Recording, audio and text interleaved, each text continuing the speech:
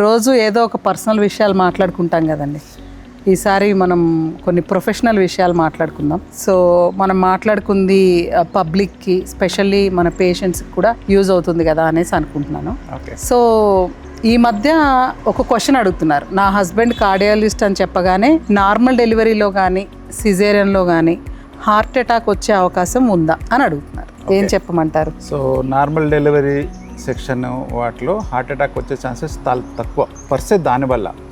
But ఏదైనా risk factors ఉన్నట్టయితే వాళ్ళకి ఏదైనా డయాబెటీస్, హైపర్ టెన్షన్, ఒబేసిటీ, లేకుంటే లేట్ ఏజెస్ మీకు వస్తూ ఉంటారు చాలామంది ఇన్ఫర్టిలిటీ పేషెంట్స్, లేట్గా ప్రెగ్నెన్సీ కావడం, వాళ్ళకైతే రిస్క్ ఉంటుంది. సో ఈ రిస్క్ కూడా ఎందుకు ఉంటుంది? నార్మల్ పీపుల్లో కూడా కొంచెం రిస్క్ ఉంటుంది, ఒక 10%. ఎందుకంటే ప్రెగ్నెన్సీ అనేది it self it is a physiological ఇది అనమాట. సో దాంట్లో 40% వరకు వాల్యూమ్ అనేది, మన బ్లడ్ వాల్యూమ్ నార్మల్ దానికంటే 40% పెరుగుతుంది ప్రెగ్నెన్సీలో. సో డెలివరీకి వచ్చేటప్పటికి అది ఫుల్ బ్లోన్గా 40% వస్తుంది. సో అది వాల్యూమ్ ఓవర్లోడ్ ప్లస్ కొంచెం ఎనిమియా అనేది వస్తుంది ప్రెగ్నెన్సీలో. వీటన్నిటి వల్ల వెయిట్ గెయిన్ కూడా అవుతారు, ఇమ్యూనో కాంప్రమైజ్ స్టేట్. సో కొంచెం న్యూట్రిషన్ కూడా తగ్గుతుంది. సో ఇద్దరికి బేబీకి కూడా పెట్టాలి కాబట్టి. పైగా చాలా మంది ప్రీ ఎగ్జిస్టింగ్ హార్ట్ డిసీజ్ ఉంటే మన దగ్గర రెగ్యులర్ చెకప్స్ కాన్సెప్ట్ కొంచెం తక్కువ కాబట్టి ప్రెగ్నెన్సీలో డయాగ్నోస్ అయ్యే అవకాశం కూడా ఉంది. ప్రీ ఎగ్జిస్టింగ్ ఉండొచ్చు అది మనకి. సో అంతకుముందు మనకు హార్ట్ ఎంగేజ్ కదా, హార్ట్ ప్రాబ్లం ఉంటుందని అనుకోరు.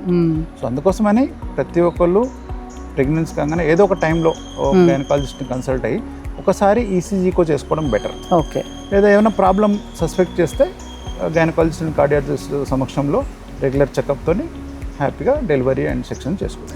అలాగే ఇంకొక క్వశ్చన్ ఏంటి అంటే, సిజేరియన్ సెక్షన్ అనేది చాలా రొటీన్గా చాలా రిమోట్ ప్లేసెస్లో కూడా జరుగుతుంది కదా, మీరెందుకు ఈసీజీ 2D ఈకో కూడా చేయిస్తున్నారు, ఏదో మేజర్ సర్జికల్ ప్రొఫైల్లో భాగంలాగా అని అడుగుతున్నారు. మీ టేక్ ఏంటి డాక్టర్ గారు దీని మీద?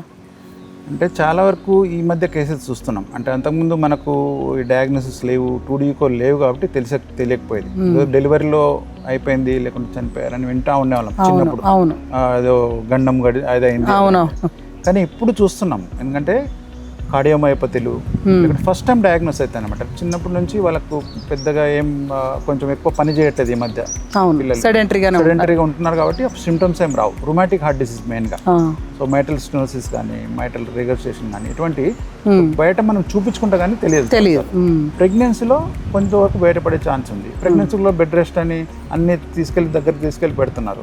బట్ డెలివరీ అనేది, సెక్షన్ అనేది చాలా పెద్ద ఒక సంఘటన. సో అప్పుడు చాలా ఫిజియోలాజికల్ నీడ్ ఎక్కువ ఉంటుంది. ఆక్సిజన్ రిక్వైర్మెంట్ కానీ, హార్ట్ పంపింగ్ కానీ, అనస్థీషియా మెడిసిన్స్ ఎఫెక్ట్ ఉండొచ్చు. సో అటువంటప్పుడు సడన్గా బయటపడితే ఈ పోస్ట్ పార్టం కార్డియోమయోపతి కానీ, లేకుంటే ఎంఆర్ వల్ల పల్మనరీ వెళ్ళిపోవడం కానీ, లేకుంటే లంగ్లో వాటర్ చేరిపోవడం కానీ, ఇటువంటివన్నీ జరుగుతున్నాయి అన్నమాట. సో చాలా కేసులు వస్తున్నాయి మా దగ్గర. ఓకే. డెలివరీ చేసాము బట్ అగైన్ ఇట్లా బ్రెత్లెస్నెస్ వచ్చిందని వస్తుంది. సో మీరేమంటారు, ఒకవేళ గనక ప్లాన్డ్ సిజేరియన్ సెక్షన్ చేస్తున్నట్లయితే ఒకసారి ఈసీజీ 2D ఈకో చేసుకొని గుండె పనితీరు అనేది సమగ్రంగా ఉంది అనుకో నిర్ధారించుకొని సిజేరియన్కి వెళ్ళడం అనేది తల్లికి బిడ్డకి సేఫ్. అదేవిధంగా డాక్టర్కి కూడా సడన్ షాక్లు ఏమి రాకుండా ఉంటాయి అంటారు. డెఫినెట్లీ. ఎందుకంటే ఇప్పుడు చాలా వరకు కొత్తగా గైడ్లైన్స్ వస్తున్నాయి. సో అన్ని టెస్టులు చేపిస్తున్నారు. మళ్ళీ ఈసీజీకో ఇట్స్ నాట్ కాస్ట్ మోర్, పెద్ద కాస్ట్ ఏం కాదు. సో ప్లస్ చాలా ఏరియాలో కూడా అవైలబిలిటీ ఉంది ఇప్పుడు కార్డియాలజిస్ట్ గారు చాలా. సో ఈసీజీకో సింపుల్ టెస్ట్ చేస్తే చాలా వరకు మనం ధీమాగా ఉండొచ్చు అనమాట. కార్డియాక్ వరకు ఏం ప్రాబ్లం లేదు అనేది. ఓకే. సో మనం టేక్ హోమ్ మెసేజ్గా ఏమనుకోవచ్చు అంటే, నార్మల్ డెలివరీ లేదా సిజేరియన్ సెక్షన్ అనేటువంటిది ఎంత రొటీన్గా జరిగేటువంటి ప్రొసీజర్ అయినప్పటికీ ప్రెగ్నెన్సీలో 40% బ్లడ్ వాల్యూమ్ పెరగడము, బరువు పెరగడము, ఎనీమియా లేదా న్యూట్రిషన్ డెఫిషియన్సీ లాంటివి జరగటము, అదేవిధంగా బీపీ, షుగరు, థైరాయిడ్ లాంటి రిస్క్ ఫ్యాక్టర్స్ పెరగడము, లేదా ప్రెగ్నెన్సీ కంటే ముందు మనకి ప్రీ ఎగ్జిస్టింగ్గా ఏమన్నా కార్డియాక్ డిసీజ్ ఉంటే కనుక మనకి తెలియకపోవటము, ఇలాంటివి ఏవైనా ఉండొచ్చు. కాబట్టి ఒక మారు ఈసీజీ 2D ఈకో చేయించుకున్నట్లయితే తల్లి బిడ్డ ఆరోగ్యంగా డెలివరీని దాటి బయటపడేటువంటి అవకాశం ఉంది అంటారు.